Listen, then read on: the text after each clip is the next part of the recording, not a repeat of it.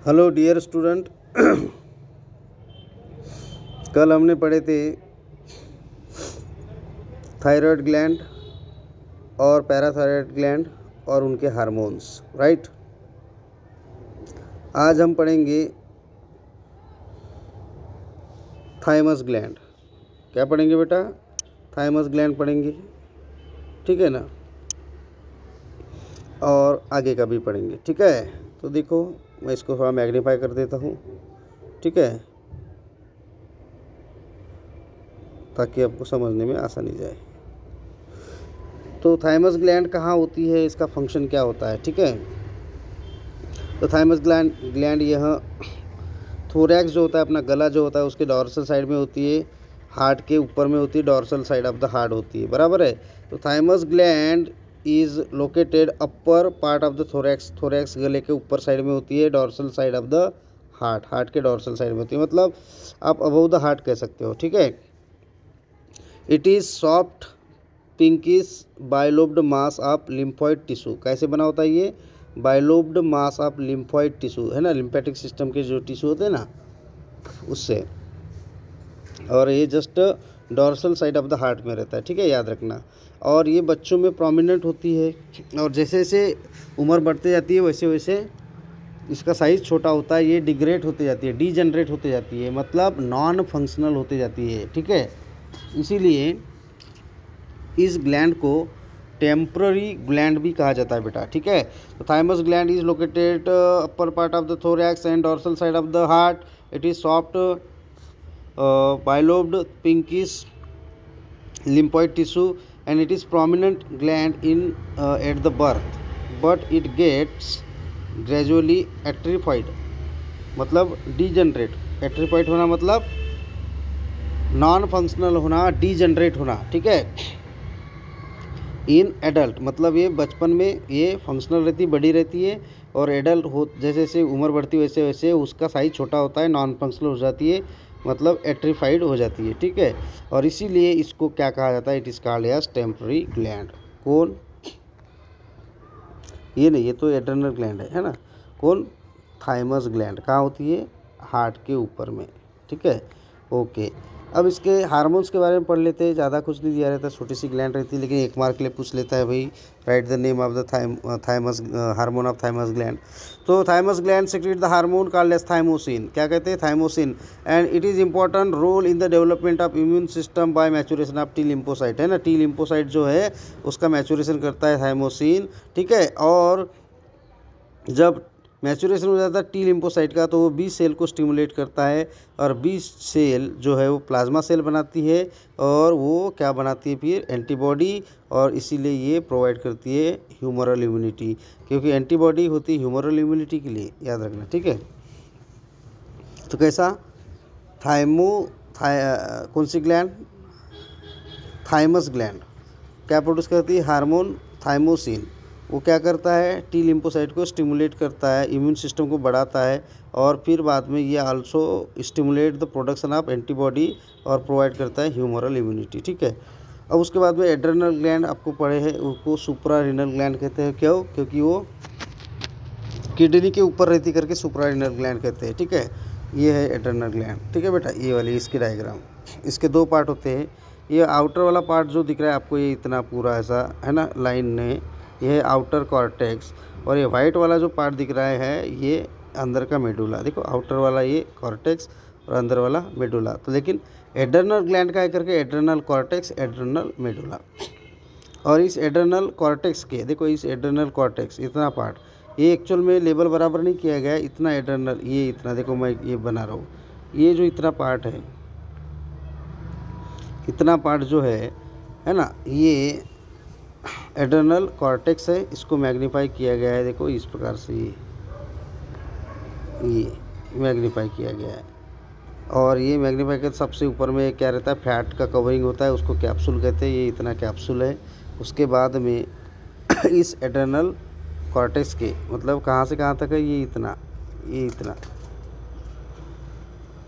यहाँ तक है ना, ये जो दिख रहा है ना ऐसे लाइनिंग एड्रेनल कॉर्टेक्स। तो इसको मैग्नीफाई किया तो ये सबसे ऊपर का ये फैट, दैट इज़ कैप्सूल, ये कैप्सूल। उसके बाद में इतना लेयर जो है ये लेयर हो गया outer most layer zona glomerulosa, और यहाँ से लेके यहाँ तक इतना लेयर जो है जो सेकंड लेयर मतलब मिडल लेयर, ये आउटर लेयर कैप्सूल, उसके सबसे आउटर कैप्सूल, उसके बाद में outer layer zona glomerulosa, middle layer zona fasciculata या फैसिकुलेटा ज़ोना कहते हैं, ये ज़ोना फैसिकुलेटा, और तीसरा लेयर इनर मोस्ट लेयर, ये आउटर हो गया, ये मिडल हो गया, ये इनर लेयर रेटिकुलरिस, ये जिसको कहते हैं ज़ोना रेटिकुलोसा, ठीक है। और उसके बाद में ये हो गया इतना कॉर्टेक्स हो गया, तो फिर इतना हो गया ये इतना हो गया मेडुला, ठीक है। अब ये कौन सा हार्मोन प्रोड्यूस करता है, ज़ोना ग्लोमेरुलोसा, ज़ोना फेलोसिटा कौन सा हार्मोन प्रोड्यूस करता है, और ज़ोना रेटिकुलरिस कौन सा हार्मोन प्रोड्यूस करता है, वो हम स्टेप बाय स्टेप देखेंगे, ठीक है बेटा। तो देखो एड्रेनल कॉर्टेक्स, तो you know very well the adrenal gland have dual origin होती है, ठीक है। एक होता है एड्रेनल कॉर्टेक्स, देखो एड्रेनल ग्लैंड बना रहा हूँ मैं, ठीक है, बना लिया। तो ये हो गया एड्रेनल कॉर्टेक्स, ठीक है, और ये हो गया एड्रेनल मेडुला, ठीक है, अंदर वाला मेडुला बाहर वाला कॉर्टेक्स। अब ये इसके ऊपर क्या रहता है, ऐसा बोला मैंने कैप्सूल रहता है फैट सेल का, ये हो गया कैप्सूल, ये क्या हो गया बेटा, ये कैप्सूल हो गया, ठीक है। अब उसके बाद में इसके 3 लेयर है, किसके, एड्रेनल कॉर्टेक्स के, आउटर लेयर है ना, उसको कहते हैं ज़ोना ग्लोमेरुलोसा, है ना, दूसरा वाला मिडल लेयर उसको कहते हैं ज़ोना फैसिकुलेटा, और अंदर वाला लेयर रेटिकुलरिस, हो गया 3 लेयर। देखो कैसे, ये आउटर मोस्ट लेयर पहला, ये मिडल वाला दूसरा लेयर, पहला कौन सा हो गया, ग्लोमेरुलोसा, दिया ना डायग्राम में देख लो, पहला ग्लोमेरुलोसा हो गया, पहला वाला लेयर ज़ोना ग्लोमेरुलोसा, दूसरा फैसिकुलेटा, तीसरा रेटिकुलरिस। ये इस प्रकार से हो गया ग्लोमेरुलोसा, ये हो गया फैसिकुलेटा, और ये हो गया तीसरा वाला लेयर रेटिकुलरिस। 3 लेयर हो गए ना, 1 2 और 3 लेयर हो गए, और ये मेडुला का पार्ट है इतना, ये वाला पार्ट मेडुला का, ठीक है। तो अब अपने को ये पढ़ना है, स्टेप बाय स्टेप डायग्राम में दिया है कि किस प्रकार से क्या है करके, है कि नहीं, बराबर है। अब वो पार्ट के हार्मोन्स के बारे में अपने को पढ़ना है बेटा, ठीक है, बराबर है, ध्यान दो। अब देखो ये जो है कॉर्टेक्स जो होता है एड्रेनल कॉर्टेक्स, ये मेसोडर्मल ओरिजिन होता है। Adrenal gland have dual origin, 2 origin होती है फ्रॉम मेसोडर्म और एक्टोडर्म, ठीक है। तो यहाँ स्पेशल बात ये है कि जो बाहर का कॉर्टेक्स होता है ये इंडोडर्मल ओरिजिन होता है, कैसा होता है, इंडोडर्मल ओरिजिन, ठीक है, और कॉर्टेक्स और मेडुला होता है एक्टोडर्म। तो इसलिए देखो है ना, उल्टा है यहाँ पे, एक्टोडर्म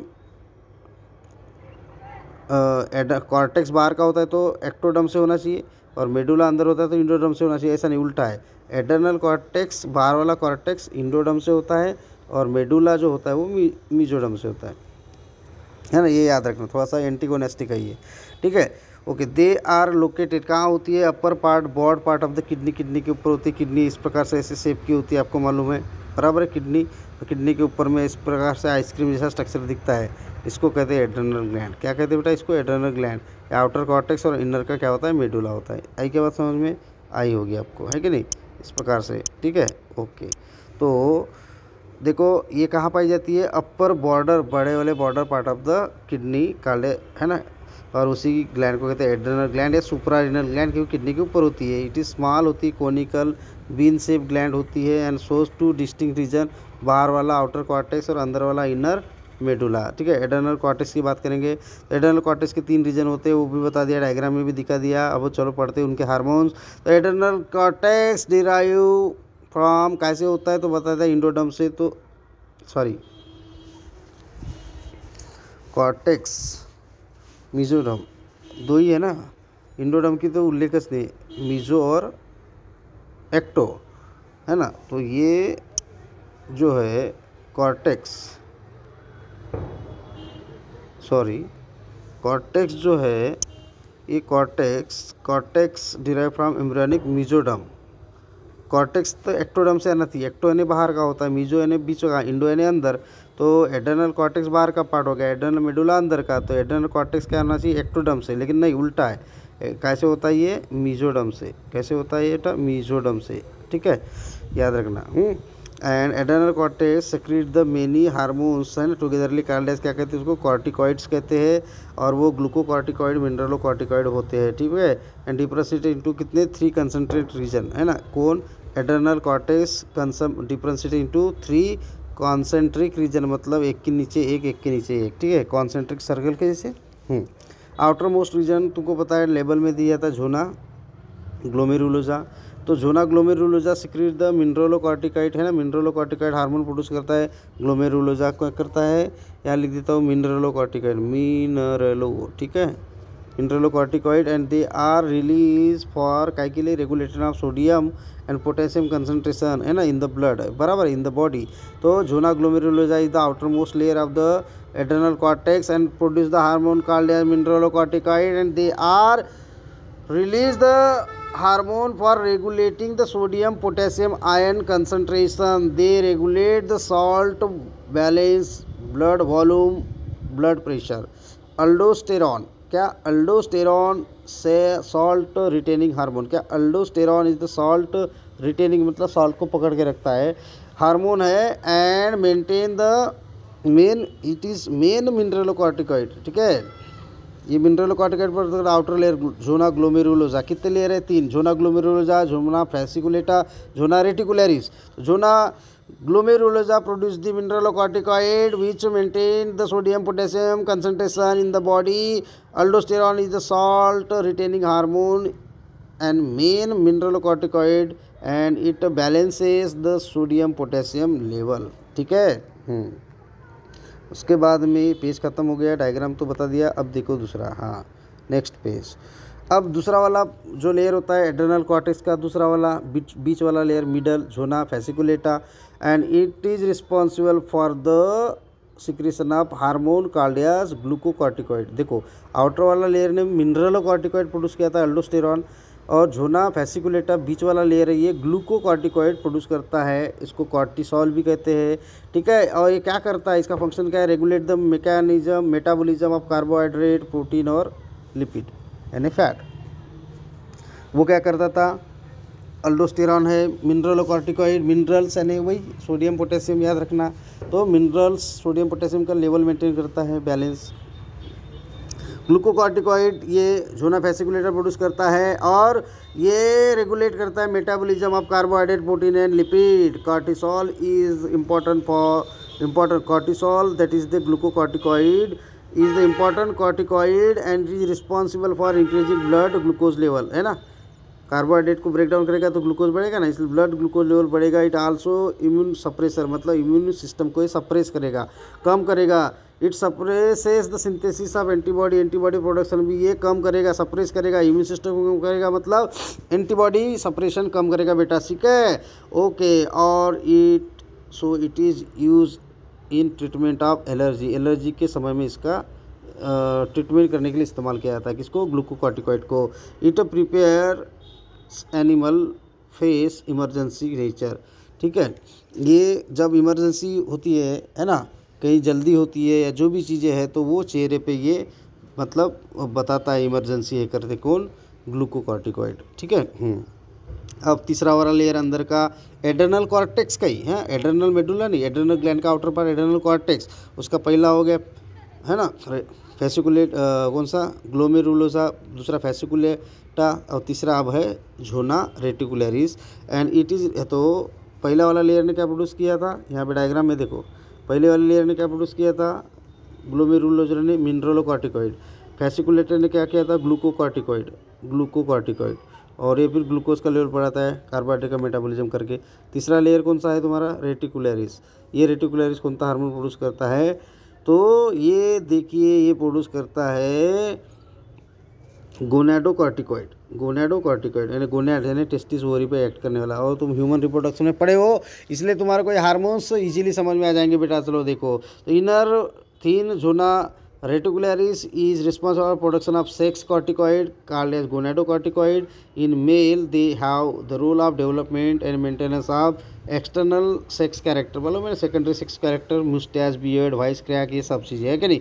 एक्सेस सेक्स कॉर्टिकॉइड, ज़्यादा का कर से सेक्स कॉर्टिकॉइड प्रोड्यूस हुआ काय में, किस में, फीमेल में, तो क्या होता है, एड्रेनल विरिलिज्म होता है। क्या होता है, एड्रेनल विरिलिज्म। एड्रेनल विरिलिज्म का मतलब ये हो गया कि जल्दी ही उस लड़की में, फीमेल है ना, और एक्सेस हो गए तो उससे क्या होता है कि जल्दी ही उसका मैच्योरिटी बढ़ता है, प्यूबर्टी पीरियड जल्दी बढ़ता है, उसको कहते हैं विरिलिज्म। ठीक है। दूसरी बात हिर्सुटिज्म। हिर्सुटिज्म का मतलब क्या होता है कि चेहरे पे excess of hair on face, चेहरे पे ज़्यादा क्या आ जाते हैं, हेयर्स आ जाते हैं, मतलब दाढ़ी के जैसे, किसमें, लड़कियों में, किसके कारण, excess of corticoid, sex corticoid produce होता है, मतलब गोनाडोकॉर्टिकॉइड फीमेल में। ठीक है। चेहरे पे दाढ़ी जैसे बाल आ जाते हैं। ठीक है। ये कभी कभी होता है, रेयर केस में।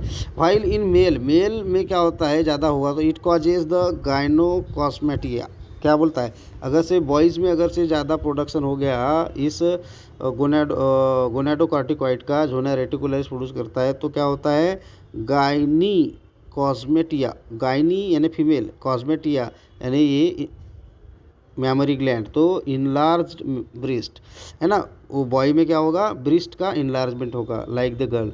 ठीक है। अगर से ये एंड्रोजन एंड स्टेरॉइड, एंड्रोजन यानी आपको पता है, एंड्रोजन यानी कौन, टेस्टोस्टेरॉन। ठीक है ना, और स्टेरॉयल यानी कौन है, एस्ट्रोजन है। हाँ, एस्ट्रोजन को स्टेरॉयल भी कहते हैं। तो androgen and steroid are produce by adrenal cortex, याद रखना, एड्रेनल कॉर्टेक्स। लेकिन उसका कौन सा लेयर, तीसरा inner most layer, zona reticularis. ठीक है। अब भाई हम एड्रेनल कॉर्टेक्स देखे, उसके 3 लेयर देखे, उनके हार्मोन देखे, अब उनका मेडुला नहीं देखे अभी तक। अब उसके हार्मोन्स के कम या ज़्यादा के कारण डिसीज़ पढ़ लेते, क्या कि एड्रेनल कॉर्टेक्स के disorder related to adrenal cortex. ठीक है। तो हाइपोसिक्रेशन हुआ यानी कम सिक्रेशन हुआ तो क्या होता है, मिनरलोकॉर्टिकॉइड का और ग्लूकोकॉर्टिकॉइड का हाइपोसिक्रेशन, कम सिक्रेशन हुआ है ना, less secretion of mineralocorticoid, glucocorticoid responsible for कौन सा डिसीज़, एडिसन डिसीज़, याद रखना। और ज़्यादा हुआ तो क्या होता है, कसिंग सिंड्रोम होता है, कसिंग डिसीज़ होता है। हाइपर सिक्रेशन हुआ, ज़्यादा सिक्रेशन हुआ तो कसिंग डिसीज़, और कम मतलब हाइपोसिक्रेशन हुआ तो एडिसन डिसीज़। ठीक है। याद रखना। इसके सिम्टम्स देखो क्या होंगे।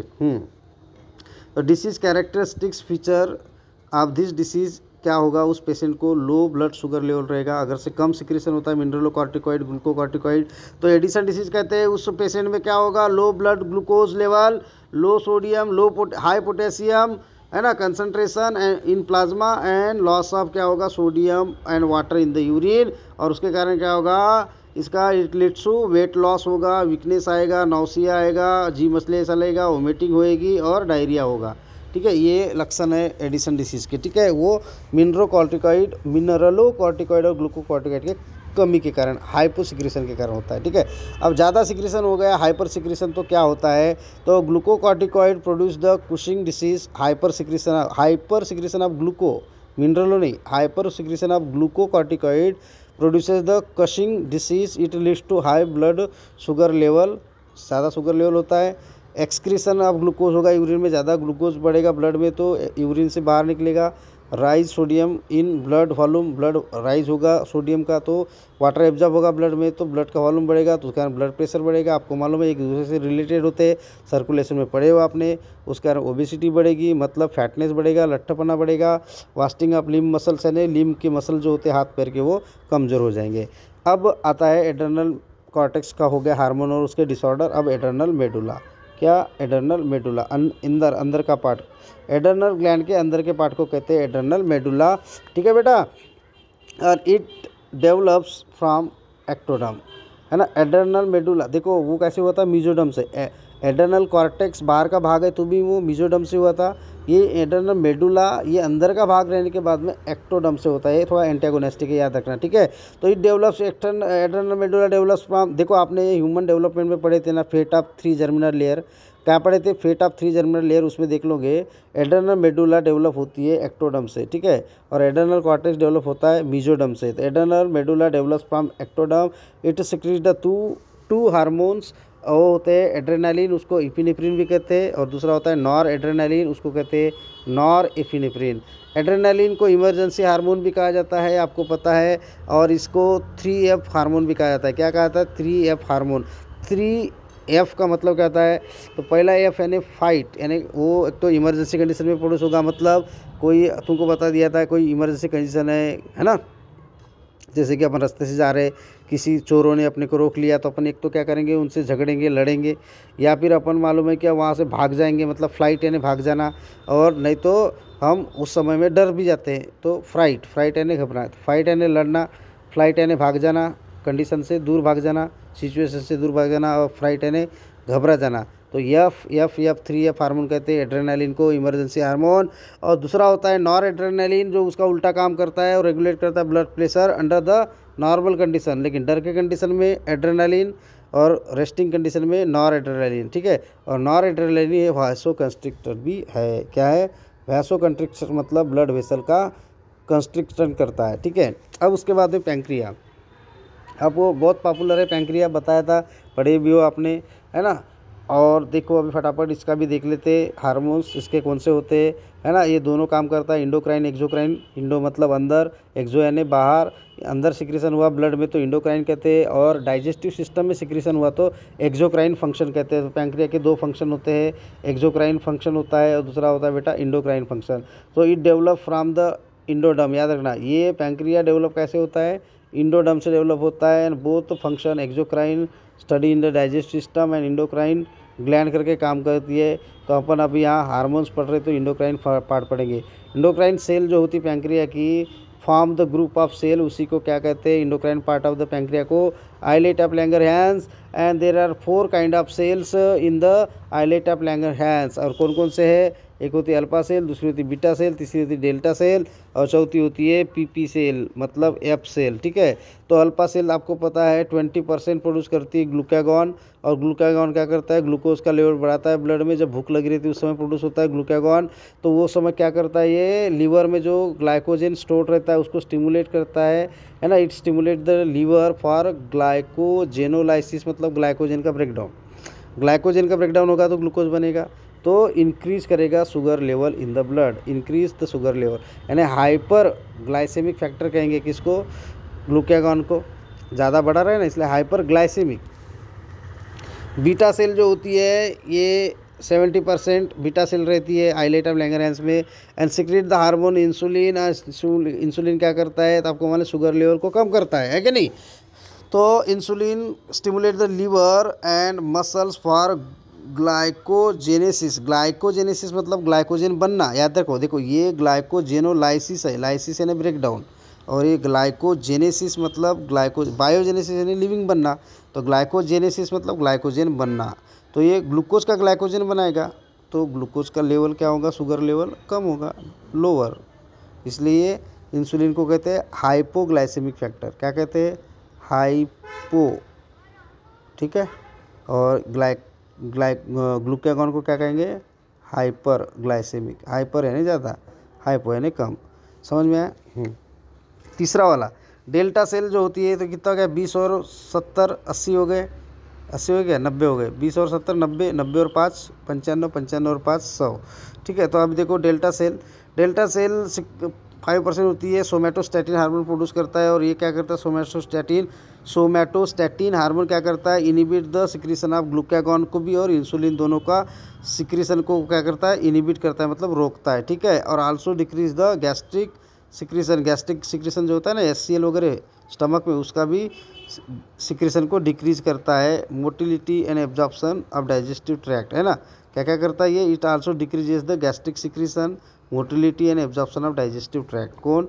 Delta cell. Alpha cell glucagon, beta cell insulin. Alpha cell glucagon, glucose बढ़ाता है, क्या करता है वो? ग्लाइकोजन का ब्रेकडाउन करता है लीवर में और ग्लूकोज का लेवल बढ़ाता है। बीटा सेल क्या करती है? इंसुलिन प्रोड्यूस करती है, और ये ज़्यादा ब्लड में रहता है ग्लूकोज, उसको कम करती है। कैसे? तो ग्लूकोज का कन्वर्सन वो लीवर में और मसल सेल में क्या करता है? ग्लाइकोजन बनाता है, यानी इसका उल्टा काम करता है, ग्लूकागॉन का उल्टा। कौन? इंसुलिन। तीसरी सेल होती है डेल्टा सेल जो सोमैटोस्टैटिन हार्मोन प्रोड्यूस करती है और वो इंसुलिन और ग्लूकागॉन दोनों हार्मोन को प्रोडक्शन को रोकती है। दूसरी बात, और ये गैस्ट्रिक सिक्रेशन को भी रोकती है और मोटिलिटी और एब्जॉर्प्शन ऑफ डाइजेस्टिव ट्रैक्ट इसको भी रोकता है। चौथी प्रकार की सेल होती है islet of Langerhans of the pancreas की, मतलब endocrine part of the pancreas called as islet of Langerhans, और उसकी चौथी सेल है PP cell that is called F cell. 5% होती है, सिक्रेट करती है पैंक्रियाटिक पॉलीपेप्टाइड। क्या बोला? पीपी का मतलब पैंक्रियाटिक, पहला पी फॉर पैंक्रियाटिक, दूसरा पी फॉर पॉलीपेप्टाइड। तो पीपी सेल मतलब pancreatic polypeptide cell inhibit the release of pancreatic juice, pancreatic juice का सिक्रेशन को स्टॉप करती, इनहिबिट करती। ठीक है। अब इसके डिसऑर्डर तो आपको पता है कि भाई इंसुलिन की कमी हुई तो डायबिटीज़ होता है आपको, है ना। तो चलो देख लो तो भी, है ना। डिसऑर्डर रिलेटेड टू पैंक्रिया, है ना। डायबिटीज़ मेलाइटस, डायबिटीज़ मेलाइटस यानी शुगर की बीमारी जो कहते हैं ये है मधुमेह। ठीक है। ये हाइपरग्लाइसीमिया मतलब ब्लड में शुगर का लेवल बढ़ जाता है, उसी को डायबिटीज़ मेलाइटस कहते हैं। और ये क्या होता है? इंसुलिन की कमी के कारण होता है, आपको मालूम है। उनके फंक्शन पढ़ा दिया हूँ तो अभी फटाफट समझ में आ जाएगा। तो this is the most common metabolic endocrine disorder of pancreas. क्या होता है इसमें? It leads to increase the blood glucose level. क्यों? ड्यू टू अंडर या पुअर, है ना, अंडर या poor activity, due to the under और poor activity. Sorry for the disturbance. हाँ चल रहा है ना रे बेटा, देख लेता हूँ। वीडियो पॉज तो नहीं हुआ? वीडियो पॉज हुआ क्या? नहीं हुआ, चलो ओके। हाँ देखो, sorry for the disturbance, call आ गया था बेटा वीडियो रिकॉर्डिंग करते हो, इसलिए क्या गया था मैं एयरप्लेन मोड में रखता हूँ ताकि किसी का कॉल ना आए, नोटिफिकेशन ना आए। ठीक है। तो भी आ गए, चलो जान दो। क्या हुआ था? हाँ, तो इसके कारण क्या होता है? This is the most common metabolic endocrine disorder of pancreas. It leads to increase the blood glucose level. This is due to under activity of beta cell. Under activity मतलब poor activity of beta cell. Beta cell poor activity करेगी मतलब insulin produce कम होगा या नहीं होगा, और which results in the reduce the secretion of insulin. Secretion insulin का कम होगा and general such as condition called as insulin नहीं हो रहा है ना प्रोड्यूस, इसलिए इंसुलिन पे डिपेंड रहती है डायबिटीज़, इसलिए उसको कहते हैं इंसुलिन डिपेंडेंट डायबिटीज़ या टाइप 1। समझ में आया? दो प्रकार की डायबिटीज़ होती है, इंसुलिन डिपेंडेंट और इंसुलिन इंडिपेंडेंट। इंसुलिन का प्रोडक्शन नहीं होगा बच्चों में तो उसको कहते हैं इंसुलिन इंडिपेंडेंट। डिपेंडेंट है इंसुलिन पे क्योंकि वो है नहीं, वो रहता तो बीमारी होती नहीं, इसलिए insulin dependent diabetes mellitus type 1 कहते हैं। IDDM मतलब इंसुलिन डिपेंडेंट डायबिटीज़ मेलाइटस। समझ में आया? और दूसरा होता है इंसुलिन नॉन डिपेंडेंट या नॉन इंसुलिन डिपेंडेंट डायबिटीज़ का मतलब टाइप 2। टाइप 1 यानी insulin dependent diabetes mellitus type 1, non insulin dependent diabetes mellitus type 2, उसको NIDDM कहते हैं। और ये क्या होता है? इसमें पहले में तो इंसुलिन प्रोड्यूस नहीं होता इसलिए इंसुलिन डिपेंडेंट, दूसरे में इंसुलिन प्रोड्यूस होता है लेकिन उसके स्ट्रक्चर में खराबी आने के कारण क्या होता है? वो ग्लूकोज का अपटेक सेल में करवाता नहीं और उसके कारण ग्लूकोज ब्लड में बड़ा का बड़ा ही रह जाता है। देखो इसमें क्या होता है दूसरे टाइप सेकंड में, तो it is cause due to failure of insulin to facilitate movement of glucose into cell. मतलब करता क्या है? ग्लूकोज इंसुलिन प्रोड्यूस हुआ तो ग्लूकोज जो होता है ब्लड में वो सेल में अपटेक करने का काम करता है, लेकिन प्रोड्यूस नहीं हुआ तो ग्लूकोज सेल के अंदर जाएगा नहीं, मतलब वो ब्लड में ही रहेगा, तो वो इंसुलिन डिपेंडेंट हो गया। वो बच्चों में टाइप 1 कहते हैं। दूसरे कंडीशन में क्या होता है? इंसुलिन प्रोड्यूस होता है मगर वो कैपेबल नहीं होता कि वो ग्लूकोज जो रहता है ब्लड में वो सेल को दे सके, और उसके कारण फिर प्रोड्यूस तो हो गया इंसुलिन लेकिन वो काम नहीं कर रहा है, तो वैसे को कहते हैं इंसुलिन नॉन इंसुलिन डिपेंडेंट मतलब टाइप 2। ठीक है। तो ये क्या करता है? Type 2 reduce the sensitivity to insulin और इंसुलिन रेजिस्टेंस हो जाता है वो। ठीक है। इस प्रकार से दो प्रकार हैं डायबिटीज़ मेलाइटस के। ठीक है बेटा, समझ में आया होगा, बराबर है। अब उसके बाद में देखो इन बोथ द डिसऑर्डर मतलब इंसुलिन डिपेंडेंट डायबिटीज़ और नॉन इंसुलिन डिपेंडेंट डायबिटीज़ में क्या होता है? बोथ डिसऑर्डर में ब्लड ग्लूकोज लेवल बढ़ेगा, है ना। सम ग्लूकोज एक्सक्रीट होता है यूरिन में, आपको पता है, और एक्सेसिव अगर से यूरिनेशन होगा, डिहाइड्रेशन भी होगा, बराबर है, बॉडी टिश्यू का, बराबर है। और उसके कारण क्या होगा? फैट जो होती है वो डाइजेस्ट होती है, इंक्रीज क्या डिग्रेडेशन जो होता है फैट का वो बढ़ेगा, मतलब फैट अपने बॉडी के अंदर कम होगी, है ना, उसके कारण यूरिन में कीटोन बॉडीज बनेंगे और कीटोसिस हो जाएगा, बराबर है, किडनी स्टोन वगैरह हो जाएगा, कीटोसिस हो जाएगा। और अगर से अपन एडमिनिस्ट्रेशन आप इंसुलिन करते हैं, मतलब उस पेशेंट को इंसुलिन देते हैं, तो क्या होता है ब्लड ग्लूकोज लेवल लोअर होगा, मतलब डायबिटीज़ अपन ख़त्म कर सकते हैं। ठीक है। अब तीसरी है तुम्हारी सेल या सॉरी ग्लैंड, जिसको कहते हैं गोनैड, और उसको मालूम है, ये भी आपने ह्यूमन रिप्रोडक्शन में पढ़े हो, तो ये तो फटाफट समझ में आ जाएगा आपको। चलो देखते हैं बेटा, है ना, क्योंकि कल क्लास नहीं हुई थी अपनी, तो उसका आज हम क्या लेंगे, यहाँ पर बैकलॉग को पूरा करेंगे। ठीक है, बहुत फटाफट भी हो जाता है, इजीली समझ में आता है आपको, आप पढ़ोगे तो समझ में आ जाएगा बेटा। देखो गोनैड्स का है, मेल गोनैड को टेस्टिस कहते हैं, आपको मालूम है, सेक्स ऑर्गन है, gonads are sex organ, male gonad testis कहते हैं, फीमेल गोनैड को ओवरी कहते हैं। पहले चलो ओवरी आया, ओवरी देख लेते हैं, है कि नहीं। तो देखो ओवरी में दो हार्मोन होते हैं, एक होता है एस्ट्रोजन, एस्ट्रोजन सिक्रेटेड, है ना, क्या करता है भाई, दीज आर सिक्रेटेड बाय कौन, फॉलिकल, मालूम है आपको, फॉलिकल स्टिमुलेटिंग हार्मोन। स्टेरॉयल जो है मतलब बस एस्ट्रोजन है, मेन एस्ट्रोजन है, and it is responsible for the secondary sexual character in female. मालूम है ना आपको, मेंस्ट्रुअल साइकिल, ब्रेस्ट का साइज बढ़ना, पिंपल्स आना, है ना, ये सब चीज़ें फीमेल सेकेंडरी सेक्सुअल कैरेक्टर में आते हैं, और वो एस्ट्रोजन कंट्रोल करता है, और प्रेगनेंसी को प्रोजेस्टेरॉन हार्मोन करता है, ये मालूम है आपको। देख लो इसको भी, ये गोनैड्स है, इसके हार्मोन्स।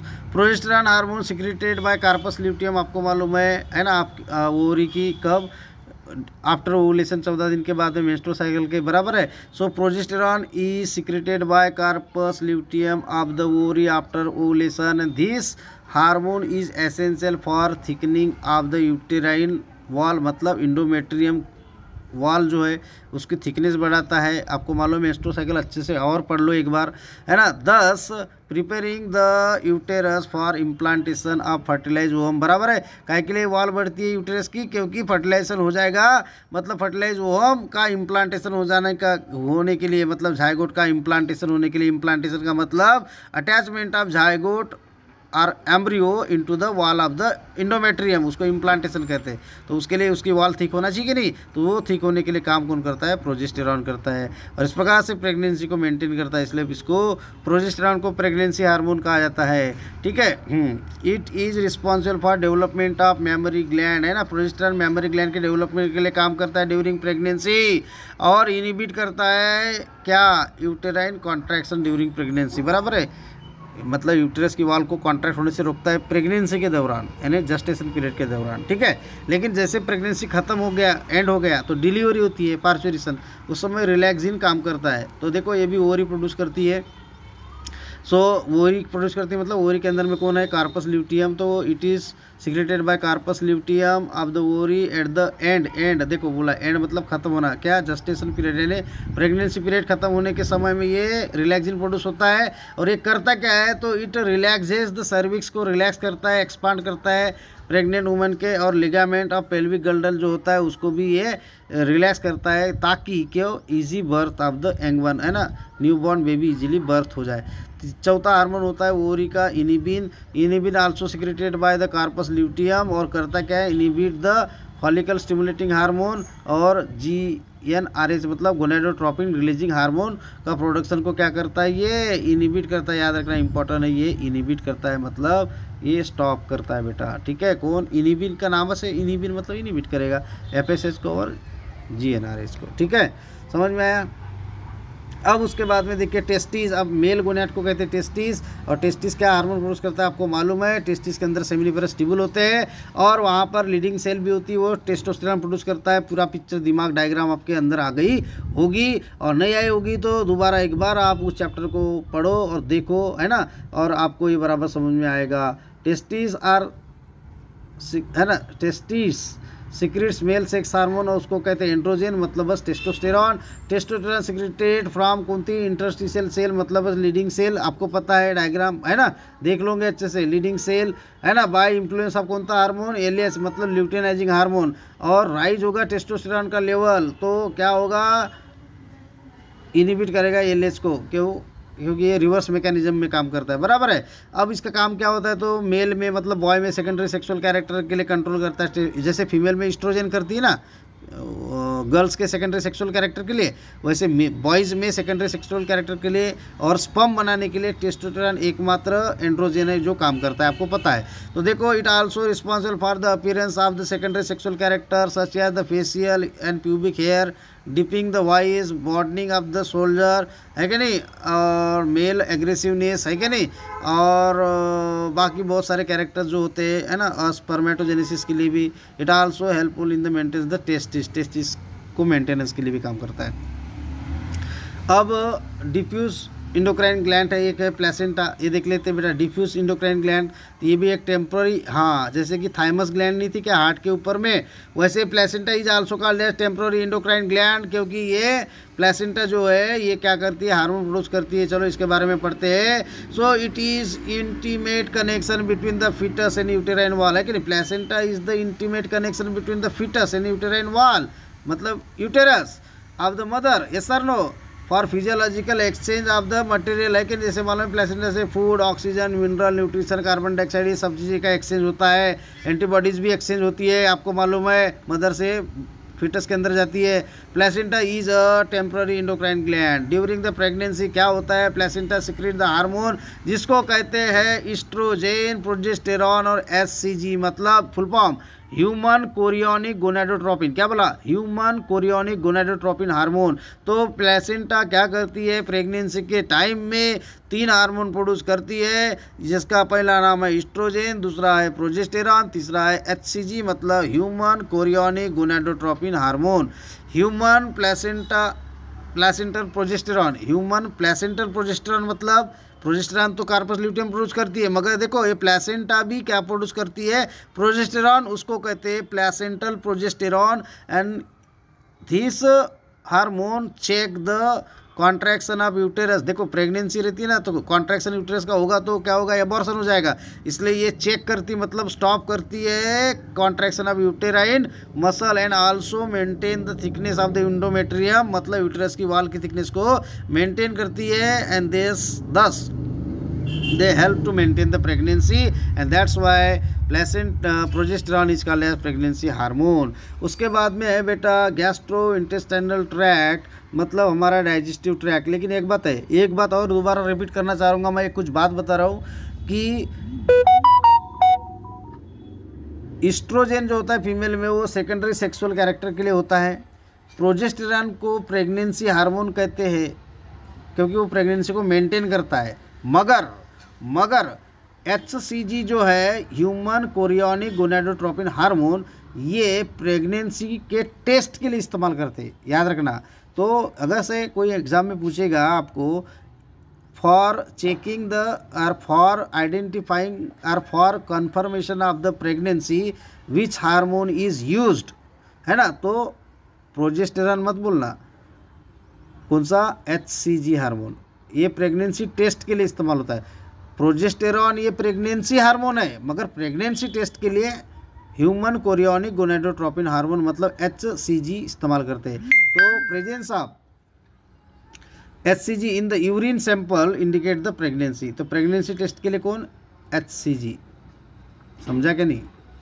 हाँ, अब इन द गैस्ट्रोइंटेस्टाइनल म्यूकोजा, मतलब हमारे इंटेस्टाइन, ठीक है, सर्टेन सेल इंडोक्राइन फंक्शन करती है और वो प्रोड्यूस करती है hormone, play vital role in the digestive process and flow of digestive juice. जैसे कि आपने 11वीं में पढ़े हो, मैंने पढ़ाया था एब्जॉर्प्शन एंड डाइजेशन में, गैस्ट्रीन हार्मोन जो होता है स्टिमुलेट करता है gastric gland to produce the gastric juice, जैसे HCl वगैरह। सिक्रेटिन क्या करता है, responsible for the secretion of pancreatic juice और bile juice from the liver, ठीक है। और कोलेसिस्टोकाइनिन उसको CCK कहते हैं या पैंक्रियोलाइजिम कहते हैं। ये हार्मोन क्या करता है, this hormone stimulate the pancreas, काय के लिए, नया page, pancreas to release the enzyme and also stimulate the gall bladder. मतलब बाइल जूस और पैंक्रियाटिक जूस के लिए कौन होता है, CCK। देखो गैस्ट्रीन HCl प्रोड्यूस करेगा गैस्ट्रिक जूस, सिक्रेटिन क्या करेगा, ये सिक्रेट करने का काम करेगा पैंक्रियाटिक जूस और bile juice from the liver. Cholecystokinin भी क्या करता है, अल्टीमेटली रिलीज करता है एंजाइम और स्टिमुलेट करता है gall bladder of the liver, और है ना, काय के लिए, बाइल जूस के लिए, CCK बाइल जूस के लिए। और चौथा वाला होता है गैस्ट्रो इंटेस्टाइनल हार्मोन में इंटेरोगैस्ट्रोन या gastric inhibitory peptide GIP hormone, gastric inhibitory peptide hormone. It slow the gastric contraction, inhibit and secretion of gastric juice. ये GIP मतलब इनिबिटरी पेप्टाइड हार्मोन, मतलब ये गैस्ट्रिक जूस वगैरह को कम करेगा। समझ में आया बेटा। अब देखो किडनी, आपको मालूम है किडनी, हाँ किडनी ये इंटरनल ऑर्गन है, लेकिन ये टेम्पररी इंडोक्राइन ग्लैंड करके काम करती है। आपको मैंने ब्लड के केमिकल कंपोजिशन में बताया था इरिथ्रोपोएसिस, तो किडनी करती है। तो किडनी एक हार्मोन प्रोड्यूस करती है renin. So kidney produce the renin hormone, and renin hormone को कहते हैं इरिथ्रोपोएटिन, और ये दूसरा होता है कैल्सिट्रियोल। पहला है इरिथ्रोपोएटिन, देखो 3 है एक्चुअल सॉरी, किडनी रेनिन एक प्रोड्यूस करता है, दूसरा इरिथ्रोपोएटिन और तीसरा कैल्सिट्रियोल। कौन? किडनी। तो किडनी भी एक टेम्पररी इंडोक्राइन ग्लैंड हो गई। कैल्सिट्रियोल क्या करता है? एक्टिव फॉर्म होता है विटामिन D3 का, है ना, कोलो कैल्सीफेरॉल कहते हैं विटामिन D3 को, ठीक है। और 3 हार्मोन याद रखना। और उसके बाद में इरिथ्रोपोएटिन क्या करेगा? RBC बनाएगा, है ना, बराबर है। रेनिन भी क्या करता है? रेगुलेट करता है किडनी के फंक्शन को, बराबर है, उसके वाटर बैलेंस वगैरह को। इरिथ्रोपोएटिन RBC बनाता है। कैल्सिट्रियोल क्या करता है? बोन को मजबूत करता है, कैल्शियम का लेवल बढ़ाता है, ठीक है। विटामिन D3 का, और हड्डियाँ मजबूत करने के लिए विटामिन D3 जरूरी होता है, और को मालूम है वो कोलेस्ट्रॉल से बनता है, और वो सनलाइट के प्रेजेंस में मॉर्निंग में, इसलिए बोलते हैं मॉर्निंग की लाइट में खड़ा रहना चाहिए, सूर्य प्रकाश में खड़ा रहना चाहिए, है ना, सुबह के। तो अब हार्ट, ये भी एक टेम्पररी इंडोक्राइन ग्लैंड करके काम करती है, क्योंकि ये ANF प्रोड्यूस करता है। ANF का मतलब होता है एट्रियल नाइट्रियूरेटिक हार्मोन या फैक्टर, हार्मोन को या क्या कहो, फैक्टर को, ठीक है, ANF। और इंक्रीज करता है sodium excretion bye kidney and reduce the blood pressure. Blood pressure को क्या करता है? कम करता है, क्योंकि किडनी से क्या छोड़ता है? इंक्रीज द एक्सक्रीशन, मतलब यूरिन से बाहर करेगा क्या? सोडियम। सोडियम बाहर हो गया तो क्या होगा? वाटर भी जाएगा, तो ब्लड प्रेशर कम हो जाएगा, वॉल्यूम कम हो जाएगा, प्रेशर कम हो जाएगा। समझ में आया बेटा? बराबर है। अब उसके बाद में अब और हार्मोन बचा है क्या? इधर डू यू नो है, एक्टिविटीज़ है इधर में, हाँ ये वाला बचा है, इतना सा, ये वाला हो गया यहाँ तक। अब ये वाला पढ़ना, हार्मोन थेरेपी। हार्मोन थेरेपी क्या चीज़ है देख लो बेटा। हार्मोन थेरेपी HT मतलब hormone therapy is the use of hormone in medical treatment.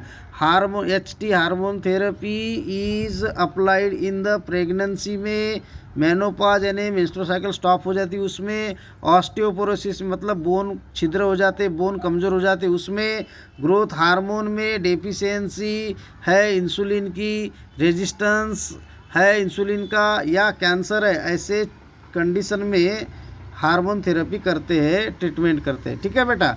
उसके बाद में कैन यू टेल बोलता है, तो ये रिलैक्सिन का फंक्शन क्या है ये सब बता दिया, पढ़ा दिया हूँ मैंने, ठीक है। डू यू नो एक्टिविटीज़, और उसके बाद में तुम्हारा चैप्टर ख़त्म हो गया। तो ये तुम्हारा चैप्टर क्या हो गया बेटा? द एंड हो गया, ठीक है।